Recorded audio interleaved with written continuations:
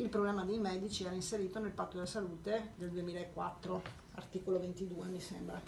però è uno di quegli articoli che non hanno avuto attuazione, no? Perché sappiamo che il patto della salute, che è questo accordo tra regione e governo per quanto riguarda alcune tematiche legate appunto alla salute e alla sanità, poi ogni articolo viene declinato in legge, no? È una legge specifica. L'articolo 22, che era quello appunto del personale, carenza del personale, già non è stato attuato.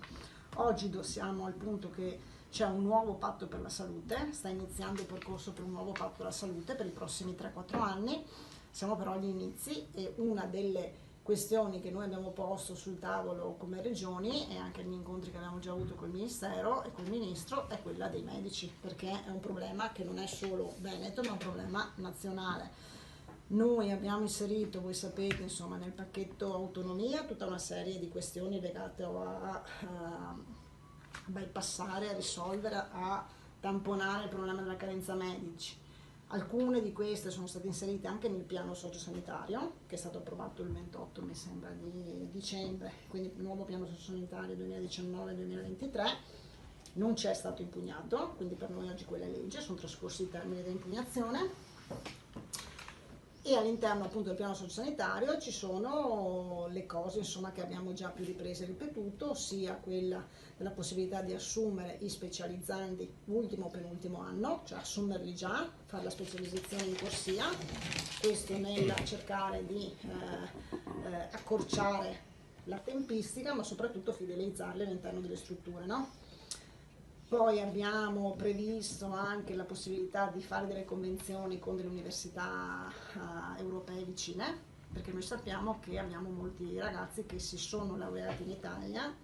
ma poi non avendo una capienza per tutti la questione delle borse di studio di specializzazione, molti sono andati a fare la specializzazione all'estero, no? E quindi anche la volontà in alcuni casi di far ritornare questi, insomma, e eventualmente appunto anche qui gli ultimi 2 anni farli assumere direttamente all'interno delle corsie dei nostri ospedali. Abbiamo inserito anche la possibilità di differenziare le remunerazioni e quindi poter inserire delle remunerazioni integrative aggiuntive, soprattutto per le aree più disagiate, perché se abbiamo una carenza di medici dappertutto è chiaro che in montagna o nel Polesine, citiamo insomma 2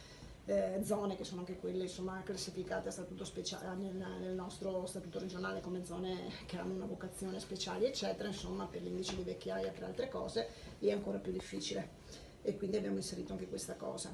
Da ultima, quindi 2 settimane fa, 3 settimane fa, non mi ricordo, abbiamo fatto la delibera che dà indirizzi alle aziende sanitarie di poter assumere i medici che sono andati in pensione, in quiescenza, se non ci sono altre soluzioni, ossia se hanno provato e quindi ad assumere medici del sistema sanitario con contratto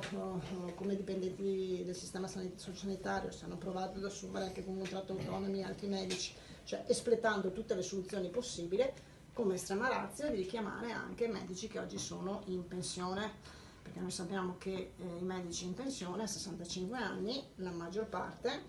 non restano a casa ma vanno nel privato, quindi è comunque una perdita insomma, di professionalità insomma, e oggi anche è una questione anche di vera necessità.